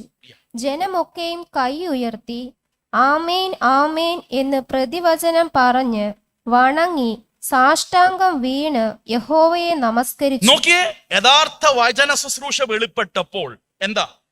പ്രസംഗപീഠമുണ്ട്, ബൈബിൾ തുറന്നു, ബൈബിൾ വായിക്കുന്നു, ജനം ആബാലവൃദ്ധം ഈ വചനങ്ങൾ കേൾക്കുന്നു, വചനം വ്യാഖ്യാനിക്കുന്ന ഒരു കൂട്ടരുണ്ട്. ഈ വചനം അവർക്ക് മനസ്സിലായപ്പോൾ എന്താ നടന്നത്? എസ്രാ മഹാനായ ദൈവത്തെ സ്തുതിച്ചു. സ്തുതിച്ചിട്ട് ആമേൻ ആമേൻ എന്ന് ജനം തന്നോട് പ്രതികരിക്കുക. എന്ന് പറഞ്ഞാൽ ശരിയായ വചനം വ്യാഖ്യാനിക്കപ്പെടുമ്പോൾ മയിൽക്കുറ്റി പോലെ ഇരിക്കുന്നതല്ല ആത്മീയത. മനസ്സിലായോ? ആട്ടുകല്ലിന് കാറ്റ് പിടിച്ചതുപോലെ വചനം കേൾക്കുമ്പോൾ വികാരമില്ലാതിരിക്കുന്നത് നമ്മുടെ ഉള്ളിൽ ഈ വചനം തട്ടുന്നില്ല, ഈ വചനം ക്രിയ ചെയ്യുന്നില്ല. വചനം ജനത്തിന്റെ ഉള്ളിൽ ക്രിയ ചെയ്തപ്പോൾ ആരും ഏലായിട്ട് കൊടുത്തില്ല, ആരും PT മാഷ് പോലെ ഡ്രില്ലടിച്ച് കൈ പൊക്കടാ ചാടടാ ഉരുളടാ ഒന്നും പറഞ്ഞില്ല. അവർ തനിയെ പരപ്രേരണ കൂടാതെ കൈ പൊക്കി ആമേൻ ആമേൻ എന്ന് പറഞ്ഞ് സാഷ്ടാംഗം വീണ് ദൈവത്തെ മഹത്വപ്പെടുത്തുക. ആരാധന വെളിപ്പെടുകയാണ്. എസ്രാ ദൂത് പറയുക മാത്രമല്ല, എസ്രാ വാക്യങ്ങൾ വ്യാഖ്യാനിക്കുക മാത്രമല്ല, ഒരു ക്ലാസ് റൂമിൽ ഓരോ തിയറി പറഞ്ഞു കൊടുക്കുന്നത് പോലെ ഓരോ പോയിന്റ് പറഞ്ഞ് 3 പോയിന്റ് പറഞ്ഞു കൊടുക്കുക മാത്രമല്ല, വചനം വ്യാഖ്യാനിച്ച് ജനത്തിൽ അത് അപ്ലൈ ചെയ്ത് ആ വചനത്തിൽ വെളിപ്പെട്ട ദൈവിക വെളിപ്പാടിനെ തന്റെ ഉള്ളിൽ പേറിക്കൊണ്ട് താൻ കത്തുകയാണ്. താൻ കത്തി ദൈവത്തിന് മഹത്വം കരറ്റുകയാണ്. മാർട്ടിൻ ലോയ്ഡ് ജോൺസ് ആരാ? പുൾപിറ്റ് സ്റ്റേജിൽ തറച്ച ആ ദൈവദാസനെ ഓർത്താൽ മതി. അദ്ദേഹം പ്രീച്ചിങ്ങിന് കൊടുത്തിരിക്കുന്ന ഒരു നല്ല വ്യാഖ്യാനമുണ്ട്. പ്രസംഗത്തിന്റെ നിർവചനം എന്താണെന്നറിയാമോ? It is theology on fire. ദൈവശാസ്ത്രം ആളിക്കത്തുന്നതാണ് യഥാർത്ഥ പ്രസംഗം. അല്ലാതെ തണുത്തുറച്ച് ഫ്രിഡ്ജിൽ ഇരിക്കുന്നത് പോലെ ഇവിടെ വന്നിരിക്കുന്നതല്ല. ദൈവവചനത്തിന്റെ വെളിപ്പാട് മനസ്സിലാകുമ്പോൾ ഉള്ളിൽ ദൂത് ഏറ്റെടുത്ത് കത്തുകയാണ്. അതാണ് എമോസിലേക്ക് പോയ ശിഷ്യന്മാരുടെ ഉള്ളം കത്തുകയായിരുന്നു. ആ റോഡിൽ കൂടി നടന്നു പോകുമ്പോൾ യേശു പ്രത്യേക ഡ്രാമ ഒന്നും കാണിച്ചില്ല. അവരുടെ മുൻപിൽ തുള്ളിച്ചാടിയും അവരെ വികാരത്തിന്റെ മുൾമൊനയിൽ കൊണ്ട് നിർത്തിയില്ല. പഴയ നിയമത്തിൽ തന്നെ കുറിച്ചുള്ളത് ഘട്ടം ഘട്ടമായി വ്യാഖ്യാനിച്ചു കൊടുത്തപ്പോൾ അവരുടെ ഉള്ളു കത്താൻ തുടങ്ങി. അതാണ് എസ്രാ ചെയ്യുന്നത്. ദൈവവചനം വ്യാഖ്യാനിച്ച് ദൈവത്തിന് സ്തുതി കരറ്റുകയാണ്. ഞാൻ മനസ്സിലാക്കുന്നത്, ഈ വാക്യത്തിൽ നിന്ന് മനസ്സിലാക്കുന്നത്, ഒറ്റ വാചകത്തിൽ പറഞ്ഞാൽ, the real worship leader is the minister of the word. ദൈവവചനം പ്രസംഗിക്കുകയും പഠിപ്പിക്കുകയും ചെയ്യുന്നവനാണ് യഥാർത്ഥ ആരാധനയ്ക്ക് നേതൃത്വം കൊടുക്കുന്നത്. ദൈവവചനത്തിലെ വെളിപ്പാട് പറഞ്ഞ് ദൈവത്തെ സ്തുതിക്കുമ്പോൾ ജനം പ്രതിവാക്യം എന്നതുപോലെ അവർ കരങ്ങൾ ഉയർത്തി ആമേൻ ആമേൻ എന്ന് പറഞ്ഞ് ദൈവത്തെ മഹത്വപ്പെടുത്തുമ്പോൾ അതല്ലേ ആരാധനയ്ക്ക് നേതൃത്വം കൊടുക്കുക എന്ന് പറയുന്നത്. ജനത്തെ ദൈവ സാന്നിധ്യത്തിലേക്ക് കൊണ്ടുവരുന്ന ദൈവിക ശുശ്രൂഷയാണ് വചന ശുശ്രൂഷ. ചിലർ ചിന്തിക്കുന്നത് ആ പാട്ടൊക്കെ കഴിഞ്ഞപ്പോഴത്തേക്ക് ആരാധന കഴിഞ്ഞു, ഇനി നമുക്ക് വചനം. ആരാധന കഴിഞ്ഞിട്ടില്ല, ആരാധന തുടരുകയാണ്.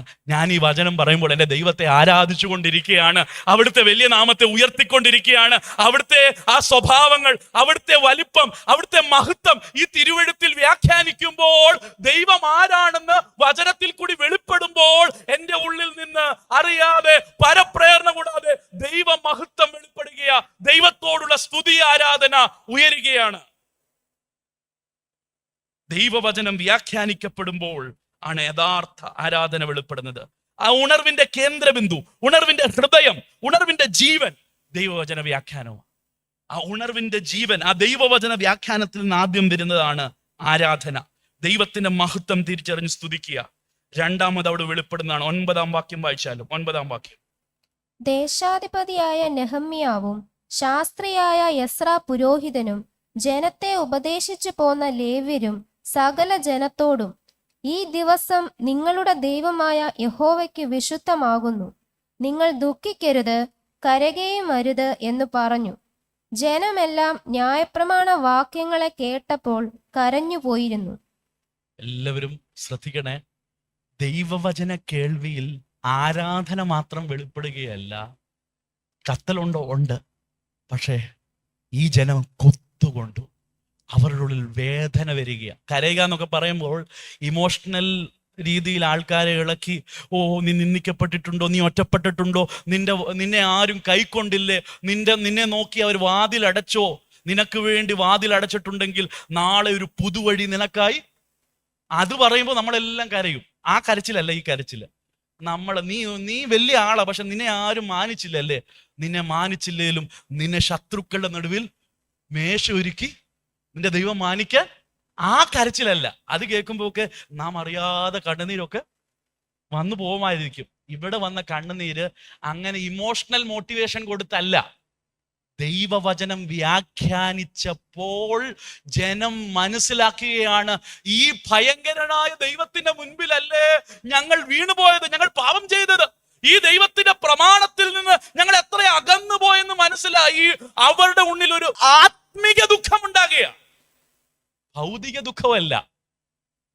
ദുഃഖമല്ല, ജഡത്തിലുള്ള ദുഃഖമല്ല, താൽക്കാലിക ദുഃഖമല്ല. ഈ മറ്റേ ദുഃഖം പൗലോസ് പറയുന്നത് മരണത്തിലേക്ക് നയിക്കുന്നു. മാനസാന്തരത്തിലുള്ള ദുഃഖം ജീവനിലേക്ക് നമ്മളെ നയിക്കുക. ദുഃഖം എന്താ? എന്റെ പാപം വെളിപ്പെട്ടു. വചനം വ്യാഖ്യാനിച്ചപ്പോൾ എനിക്ക് കുത്തുകൊണ്ടു. എന്റെ ഉള്ള അവസ്ഥ ദൈവവചനത്താൽ തെളിവാക്കപ്പെടുമ്പോൾ എന്റെ ഉള്ളിൽ വലിയൊരു കീറി മുറിക്കുന്ന സർജറി നടക്കുകയാ. ഇരുവായ്ത്തലയുള്ള ദൈവത്തിന്റെ വചനം എന്റെ ഉള്ളിലേക്ക് തുളച്ചു കയറുകയാ. അത് തുളച്ചു കയറുമ്പോൾ നോവുണ്ടാകും, വേദനിക്കും. അത് വേദനിക്കുമ്പോൾ എന്നിൽ ദുഃഖമുണ്ടാകുക. നെഹമ്യാവും ഈ പ്രമാണികൾ പറയാണ്, ഇത് വിശുദ്ധ ദിവസമാണ്, നിങ്ങൾ ദുഃഖിക്കേണ്ട എന്ന് പറഞ്ഞ് അവരെ ആശ്വസിപ്പിക്കുക. 9-ാം അധ്യായത്തിൽ വീണ്ടും അവർ അവരുടെ പാപങ്ങളെ ഓരോന്നായി ഏറ്റുപറഞ്ഞ് 9-ാം അധ്യായം 1-ാം വാക്യം വായിച്ച്. 9-ാം അധ്യായം 1-ാം വാക്യം. എന്നാൽ ഈ മാസം 24-ാം തീയതി ഇസ്രായേൽ മക്കൾ ഉപവസിച്ചും രട്ടുടുത്തും തലയിൽ പൂഴി വാരിയിട്ടും കൊണ്ട് കൂടി വന്നു. നോക്കിയേ ദൈവവചനം ഉണ്ടാക്കിയ ഇമ്പാക്റ്റാ. 7-ാം മാസം 1-ാം തീയതി വചനം കേട്ടു. 7-ാം മാസം 24-ാം തീയതിയിലാണ് അവർ ശരിക്കും അതിനുവേണ്ടി ഒരു വേദി ഒരുക്കി ഓരോ പാപങ്ങളും അക്കമിട്ട് എന്ത് ചെയ്യുക? കൂടിപ്പോയ നമ്മുടെ മാനസാന്തരമൊക്കെ പ്രസംഗത്തിന്റെ അവസാന 5 മിനിറ്റിൽ, പിന്നെ അവസാനം എന്തെങ്കിലും ഒരു മധുരപല അതിൻ്റെ കൂടെ അത് അകത്തോട്ടങ്ങ് ഇറങ്ങി അങ്ങ് പോകും. നിലനിൽക്കുന്ന മാനസാന്തരമൊന്നും ഇന്ന് കാണാനില്ല. പക്ഷെ ഈ ജനത്തെ നോക്കിയേ, വചനം കേട്ടപ്പോൾ അവർ അതീവ ദുഃഖത്തില. നെഹമ്യാ പറയുകയാണ്, ഇത് വിശുദ്ധ ദിവസമാണ്, ഇന്ന് നിങ്ങൾ ദുഃഖിക്കേണ്ട, നമ്മുടെ പാപങ്ങളെ ഓർത്ത് നമുക്ക് അനുതപിക്കാം, നമുക്ക് വീണ്ടും മടങ്ങി വന്ന് ഉപവാസത്തോടെ ഇരിക്കാം, ദൈവം മുൻപിൽ നമ്മളെ തന്നെ ക്രമീകരിക്കാം. ആ മാസത്തിന്റെ 24-ാം തീയതി അവർ വീണ്ടും വന്ന് റെട്ടുടുത്ത് അവരവരുടെ പാപങ്ങളെ ഏറ്റുപറഞ്ഞ് ദൈവം മുൻപിൽ ക്രമീകരണം പ്രാപിക്കുകയാ. പാപബോധം ഉണ്ടാകുന്നുണ്ടോ? അതുണ്ടാകുന്നില്ലെങ്കിൽ ഉണർവല്ല അത്. യഥാർത്ഥമായ പാപബോധം ഉണ്ടാകുക. കർത്താവിന്റെ ഭാഗ്യവചനങ്ങൾ ഗിരിപ്രഭാഷത്തിലെ നമ്മുടെ മനസ്സിലേക്കൊന്നു ഓടി വന്നാൽ, ആത്മാവിൽ ദരിദ്രരായവർ ഭാഗ്യവാന്മാർ, സ്വർഗരാജ്യം. അടുത്ത വാക്കെന്താ? ദുഃഖിക്കുന്നവർ. ആത്മിക ദാരിദ്ര്യം തിരിച്ചറിഞ്ഞ് ദൈവത്തോടുള്ള ബന്ധത്തിൽ എത്ര അകന്നുപോയി. പാട്ടുണ്ട്, പ്രസംഗമുണ്ട്, കൂട്ടായ്മയുണ്ട്, മൊറയ്ക്കെല്ലാം ചടങ്ങുകളും നടക്കുന്നുണ്ട്. ലവോദിക്ക സഭയിൽ എന്നതുപോലെ യേശു സഭയ്ക്ക് പുറത്താണോ? യേശു എന്നിൽ നിന്ന് അകന്നുപോയോ? യേശുവിന് വേണ്ട സ്ഥാനമില്ലയോ? വചനത്തിന് വേണ്ടിയ സ്ഥാനം ഞാൻ കൊടുത്തില്ലയോ? അയ്യോ, ഞാൻ അനുതപിക്കുന്നു, തെറ്റ് പറ്റിപ്പോ എന്ന് പറഞ്ഞ് തലതല്ലി കരയുന്ന യഥാർത്ഥ മാനസാന്തരം ഉണർവിൽ വെളിപ്പെടും. കർത്താവ് നമ്മളെ അതിലേക്കാണ് വിളിക്കുന്നത്. കർത്താവിന്റെ ആത്മാവ് കൊണ്ടുവരുന്ന ഉണർവ് അതിലേക്കാണ് നയിക്കുന്നത്. യഥാർത്ഥ ഉണർവ് വചനത്തിന്റെ വ്യാഖ്യാനം വെളിപ്പെടുമ്പോൾ അതിൽ നിന്ന് വരുന്നതാണ് ആരാധന. അതിൽ നിന്ന് വരുന്ന പാപബോധവും മാനസാന്തരവും ദുഃഖവും. എൻ്റെ വാക്കുകളെ ഞാൻ വേഗം നിർത്താം. താഴോട്ട് നമ്മൾ വായിക്കുന്നത് 10-ാം വാക്യത്തിൽ വായിക്കുന്നത്, അവർ സന്തോഷിക്കുകയാണ്. നെഹമ്യാവിന്റെ പുസ്തകം 8-ാം അധ്യായത്തിന്റെ 10-ാം വാക്യം വായിച്ചാലും ദുഃഖിച്ചിരുന്ന ജനം ഇപ്പോൾ സന്തോഷിക്കുക. കാരണം എന്താ? അനന്തരം അവൻ അവരോട്, നിങ്ങൾ ചെന്ന് മൃഷ്ടാന ഭോജനവും മധുരപാനീയവും കഴിച്ച് തങ്ങൾക്കായി വട്ടം കൂട്ടിയിട്ടല്ലാത്തവർക്ക് പകർച്ച കൊടുത്തയപ്പിൻ. ഈ ദിവസം നമ്മുടെ കർത്താവിന് വിശുദ്ധമാകുന്നു. നിങ്ങൾ ദുഃഖിക്കരുത്, യഹോവയെങ്കിലെ സന്തോഷം നിങ്ങളുടെ ബലം ആകുന്നുവല്ലോ എന്ന് പറഞ്ഞു. ദൈവവചനത്താൽ മുറിവേട്ട്, ദൈവവചനത്തിന്റെ ശുദ്ധീകരണ ക്രിയയിൽ ഉള്ളിൽ പാപബോധമുണ്ടായി ദുഃഖിച്ച ഈ ജനത്തോട് നെഹമ്യാവ് പറയുന്നത്, നിങ്ങൾ ദുഃഖിക്കേണ്ട, യഹോവയിലെ സന്തോഷം നമ്മുടെ. എന്ന് പറഞ്ഞാൽ ദൈവവചനത്തിൽ ആശ്വാസമുണ്ടോ? ഉണ്ട്. ദൈവവചനത്തിൽ വിടുതലുണ്ടോ? ഉണ്ട്. ദൈവവചനത്തിൽ എന്താ, നമ്മുടെ ഉള്ളിലെ മുറിവുകളെ ദൈവം കെട്ടുമോ? കെട്ടും. പക്ഷേ ദൈവവചനത്തിലെ ആശ്വാസം ആർക്കാ? ദൈവവചനത്താൽ ഉടയപ്പെട്ടവനെ ദൈവവചനത്തിന്റെ ആശ്വാസം കിട്ടത്തുള്ളൂ. Word ministry, it disturbs the comfortable and comforts the disturbed. വചനം നമ്മളെ ഡിസ്റ്റർബ് ചെയ്യുന്നുണ്ടോ? പേടിക്കേണ്ട, അത് നമ്മളെ നശിപ്പിക്കാനല്ല, ദൈവം നമ്മളെ തള്ളിക്കളഞ്ഞതല്ല. ദൈവവചനം നമ്മളെ ഡിസ്റ്റർബ് ചെയ്യുന്നുണ്ടെങ്കിൽ, അത് യഥാർത്ഥമായി നമ്മുടെ ഉള്ളിൽ ക്രിയ നടത്തുകയാണെങ്കിൽ, നമ്മളിൽ ഒരു പാപബോധം ഉണ്ടാകുകയാണെങ്കിൽ, അതിന് നമ്മളെ തന്നെ വിധേയപ്പെട്ട് നമ്മുടെ കുറവുകളെ തിരിച്ചറിഞ്ഞ് നാം മനം തിരിയുമ്പോൾ നമ്മളെ ആശ്വസിപ്പിക്കുന്ന, നമ്മളെ മാർവോട് ചേർക്കുന്ന, നമ്മുടെ കണ്ണുനീരൊപ്പുന്ന, നമ്മളെ സന്തോഷം ഉടുപ്പിക്കുന്ന ഒരു ദൈവമുണ്ട്. യാഹിലെ സന്തോഷം, അതാണ് നമ്മുടെ ഈ സന്തോഷം ആർക്കാ? നമ്മൾ പാടും, നിൻ വചനം ധ്യാനിക്കുമ്പോൾ എൻ ഹൃദയം ഹൃദയം ആശ്വസിക്കണമെങ്കിൽ വചനത്താൽ ഹൃദയം ആദ്യം കീറി മുറിയപ്പെടണം. ഹൃദയത്തിന്റെ ശസ്ത്രക്രിയ വചനത്താൽ നടക്കാതെ വചനത്താലുള്ള ആശ്വാസം കിട്ടത്തില്ല. വചനത്താലുള്ള ആശ്വാസം വചനത്തിന്റെ ശസ്ത്രക്രിയക്ക് ഏൽപ്പിച്ചു കൊടുക്കുന്നവർക്ക് വേണ്ടിയാണ്. ഇന്ന് കേട്ട ദൈവവചനത്തിന് മുൻപാകെ ആരേൽപ്പിച്ചു കൊടുക്കും? അത് പൂർണ്ണ ഹൃദയത്തോടെ ആരേറ്റെടുക്കും? ദൈവവചനത്തിന് വേണ്ട സ്ഥാനം ഞാൻ കൊടുത്തിട്ടില്ല. സഭയിലുള്ള ദൈവവചനത്തിന്റെ ആ സ്ഥാനത്തെ ഞാൻ ഗൗനിച്ചിട്ടില്ല. അതിനെ പലപ്പോഴും നിസ്സാരമായി ഞാൻ കണ്ടു. എൻ്റെ പാപത്തെ എന്നോട് ക്ഷമിക്കണമേ. ദൈവവചനത്തെ ജീവിതത്തിലും കുടുംബത്തിലും സഭയിലും ഒന്നാം സ്ഥാനം കൊടുക്കുവാൻ എന്നെ തന്നെ സമർപ്പിക്കുന്നു എന്ന് പറഞ്ഞ് വചനത്തോട് നിങ്ങൾ പ്രതികരിച്ചു തുടങ്ങിയാൽ യാഹിന്റെ സന്തോഷം നിങ്ങളുടെ ബലമായി നിങ്ങൾക്ക് ഇന്ന് അനുഭവിക്കാൻ കഴിയും. അവസാനമായി എൻ്റെ വാക്കുകളെ ഞാൻ അതിൻ്റെ ഉപസംഹാരത്തിലേക്ക് കൊണ്ടിരിക്കുക. യഹോവയിലെ സന്തോഷം അവരനുഭവിക്കുന്നത് വചന ശുശ്രൂഷയിൽ കൂടിയാണ്. എല്ലാ വിടുതലും വചന ശുശ്രൂഷയിൽ കൂടിയാ. ആശ്വാസം വചന ശുശ്രൂഷയിൽ കൂടിയാ. ഹൃദയങ്ങളിൽ ദൈവകൃപയുടെ വ്യാപാരം ഉണ്ടാകുന്ന വചന ശുശ്രൂഷയിൽ കൂടിയാ. 13 മുതൽ 18 വരെയുള്ള വാക്യങ്ങളിൽ അവരെ പുതിയ സമർപ്പണത്തിലേക്കും തീവ്രമായ അനുസരണത്തിലേക്കും ഈ ഉണർവ് നയിക്കുക. അവരെ പുതിയ സമർപ്പണത്തിലേക്കും തീവ്രമായ അനുസരണത്തിലേക്കും ഉണർവ് നയിക്കുക. 17 വാക്യം മാത്രം വായിച്ച് എൻ്റെ വാക്കുകളെ ഞാൻ നിർത്താൻ ആഗ്രഹിക്കുക. 17 വാക്യം. പ്രവാസത്തിൽ നിന്ന് മടങ്ങി വന്നവരുടെ സർവ്വസഭയും കൂടാരങ്ങൾ ഉണ്ടാക്കി കൂടാരങ്ങളിൽ പാർത്തു. നൂന്റെ മകനായ യോശുവയുടെ കാലം മുതൽ അന്നുവരെ ഇസ്രായേൽ മക്കൾ അങ്ങനെ ചെയ്യാതിരുന്നത് കൊണ്ട് അന്ന് ഏറ്റവും വലിയ സന്തോഷമുണ്ടായി. നോക്കിയേ, ഉണർവ് നടന്നപ്പോൾ എന്ത് സംഭവിച്ചു? അന്ന് വരെ അവരുടെ ഇടയിൽ മുടങ്ങിക്കിടന്ന ദൈവിക പ്രമാണങ്ങളെ അവരനുസരിക്കാൻ തുടങ്ങി. യോശുവയുടെ കാലം എന്ന് പറഞ്ഞാൽ മരുഭൂമിയിൽ നിന്ന് വന്ന് ഒരു തലമുറയെ കഴിഞ്ഞിട്ടുള്ളു. ആ തലമുറയിൽ അവർ വിട്ടുകളഞ്ഞ കൈമോശം വന്ന യോശുവയുടെ കാലത്ത് നഷ്ടമാക്കിയതിനെ അവരെന്ത് ചെയ്തു? തിരിച്ചു പിടിച്ചു. യോശുവയുടെ കാലം വരെ അനുസരിച്ച് വന്നതിനെ അവരെന്ത് ചെയ്യാൻ തുടങ്ങി? അപ്പൊ എന്താ ഉണർവിൽ നടക്കേണ്ടത്? ഓരോ പ്രയറിൽ, ഓരോ ഉപവാസ പ്രാർത്ഥനയിൽ നമ്മൾ പ്രാർത്ഥിക്കും, കർത്താവേ ഞങ്ങൾക്ക് വലിയ പാപം നടന്നു, ഞങ്ങൾ സുവിശേഷം പറഞ്ഞില്ല, ഞങ്ങൾ പ്രാർത്ഥിച്ചില്ല, ഞങ്ങൾ കൂട്ടായ്മ ആചരിച്ചില്ലെന്നൊക്കെ നമ്മൾ പ്രാർത്ഥിക്കും.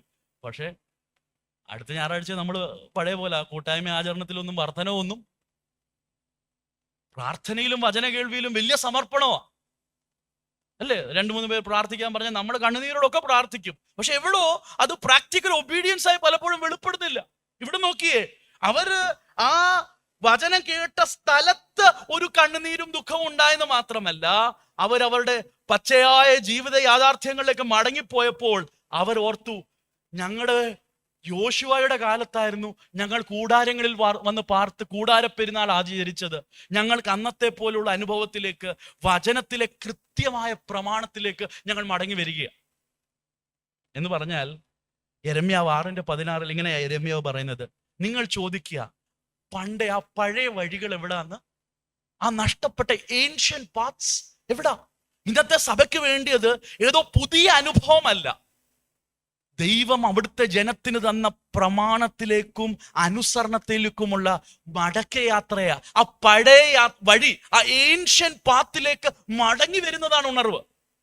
നഷ്ടപ്പെട്ടു പോയ ആത്മിക സമർപ്പണത്തിലേക്കും ആത്മിക ജീവിതത്തിലേക്കും പ്രാർത്ഥനാ ജീവിതത്തിലേക്കും ഉപവാസത്തിലേക്കും വചന ധ്യാനത്തിലേക്കും മടങ്ങി വരുന്നതാണ് ഉണർവ്. ഇന്നുള്ള ആത്മീയ അനുഭവങ്ങളെ ക്രിട്ടിസൈസ് ചെയ്യാൻ മാത്രമോ അതിന്റെ ചില കുറവുകൾ ചൂണ്ടിക്കാണിക്കാൻ വേണ്ടി മാത്രമല്ല നമ്മളെ വിളിച്ചത്. ശരിയായ ആത്മീയ അനുഭവം എന്താ? പിതാക്കന്മാർ നിന്നത് എന്തിനു വേണ്ടിയാ?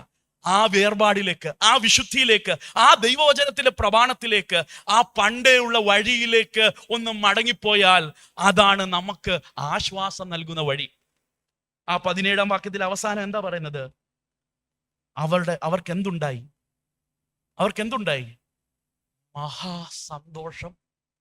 ഒന്ന് നോക്കിയേ, ഉണർവിന്റെ അനുഭവം അവരുടെ ഉള്ളിൽ പൊട്ടി പുറപ്പെട്ടപ്പോൾ അവർ ദൈവവചനം ചോദിച്ചു മേടിക്കുക, ദൈവവചനം കേൾക്കാൻ അവർ ആവലും ആവേശവും കാണിക്കുക.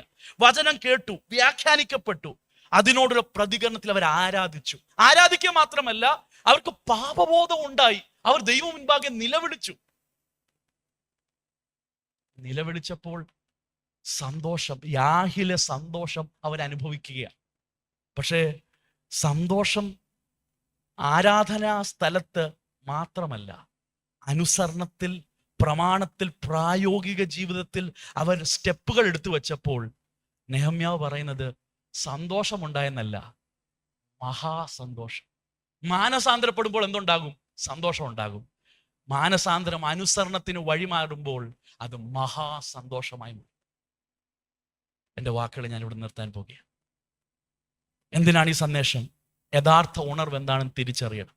2, യഥാർത്ഥ ഉണർവിന് വേണ്ടി ഒരു ദാഹം, യഥാർത്ഥ ആരാധന, യഥാർത്ഥ മാനസാന്തരം, യഥാർത്ഥമായ സന്തോഷത്തിലേക്കും യഥാർത്ഥ അനുസരണത്തിലേക്കും നമ്മളെ നയിക്കണം. എൻ്റെ വാക്കുകൾ ഇവിടെ നിർത്തുമ്പോൾ, ദൈവവചന കേൾവിക്ക് NLAGയിൽ പഞ്ഞമൊന്നുമില്ല. പക്ഷെ ഈ വചനം നമ്മുടെ ഉള്ളിൽ ക്രിയ ചെയ്യണമെങ്കിൽ ഒരു സൂപ്പർ നാച്ചുറൽ ഹോളി സ്പിരിറ്റിന്റെ വർക്ക് നടന്നേ പറ്റത്തുള്ളൂ. അതിനുവേണ്ടി നമ്മളെ തന്നെ സമർപ്പിക്കാം. നമ്മുടെ കണ്ണുകളെ ഒന്ന് അടയ്ക്കാം. ഒരു വാക്ക് പോലും അധികം പറയാൻ ഞാൻ താല്പര്യപ്പെടുന്നില്ല. യഥാർത്ഥ ഉണർവ് വെളിപ്പെടുമ്പോൾ ഇന്ന് കാണുന്ന വ്യാജങ്ങളെ നാം തിരിച്ചറിയുക മാത്രമല്ല, നമ്മളിൽ ഒരു ക്രമീകരണം ഉണ്ടാകുക. ആ ക്രമീകരണത്തിൽ ഒരു സന്തോഷമുണ്ട്. പക്ഷേ അത് അനുസരണത്തിലേക്ക്, പുതിയ സമർപ്പണമായി ജീവിതത്തിൽ അത് പ്രാക്ടീസ് ചെയ്യുമ്പോൾ മഹാസന്തോഷമായി മാറി. സ്വർഗീയപിതാവേ, ഈ വചനത്താൽ ഞങ്ങളെ ശുദ്ധീകരിക്കണം. യഥാർത്ഥ ഉണർവ് തിരിച്ചറിയുവാൻ, ആ യഥാർത്ഥ ഉണർവ് അനുഭവിപ്പാനുള്ള ദാഹവും പ്രാർത്ഥനയും ഞങ്ങളിൽ വർദ്ധിപ്പിക്കണം. NLAG സഭയെ, സമൂഹത്തെ ഉണർത്തണമേ. ദൈവവചനത്തിന്റെ തനതായ സ്ഥാനം ഒരിക്കൽ പോലും ഈ സഭയിൽ നിന്നോ ഞങ്ങളുടെ ഇടയിൽ നിന്നോ മാറിപ്പോകാതെ വചനത്തെ എന്നും പാവനമായി, ഏറ്റവും ഉത്തമമായി, അതിന്റെ കേൾവിയെയും വ്യാഖ്യാനത്തെയും ഏറ്റവും വിലയേറിയതായി കാണുവാൻ അവിടുത്തെ ജനത്തിന് കൃപ നൽകണമേ. സത്യവചനത്തെ യഥാർത്ഥമായി പ്രസംഗിക്കുവാൻ ശുശ്രൂഷകരെ ബലപ്പെടുത്തണമേ. അത് ഏറ്റെടുത്ത് ആരാധിക്കുവാൻ, ആത്മാവിൽ കത്തുവാൻ, മാനസാന്തരത്തിലേക്കും യഥാർത്ഥ സമർപ്പണത്തിലേക്കും യാഹിലുള്ള സന്തോഷത്തിലേക്കും അവിടുത്തെ ജനത്തെ ഒന്നടങ്കം അങ്ങ് ഉയർത്തണമേ. അങ്ങ് വലിയ ചെയ്യുന്നതിനായി സ്തോത്രം. ഈ വചനത്തിന്റെ എല്ലാവിധമായ ക്രിയകൾ ജനങ്ങളുടെ ഉള്ളത്തിൽ, കുടുംബങ്ങളിൽ, സഭയുടെ മേൽ അങ്ങ് അയക്കുന്നതിനായി സ്തോത്രം. വചനം ധ്യാനിക്കുമ്പോ എൻ ഹൃദയം ആശ്വസിക്കും. വചനം ധ്യാനിക്കുമ്പോ എൻ ഹൃദയം ആശ്വസിക്കും. കൂരിരുളിൻ താഴ്വരയിൽ ദീപമതാ നിൻ മൊഴികൾ. കൂരിരുളിൻ താഴ്വരയിൽ ദീപമതാ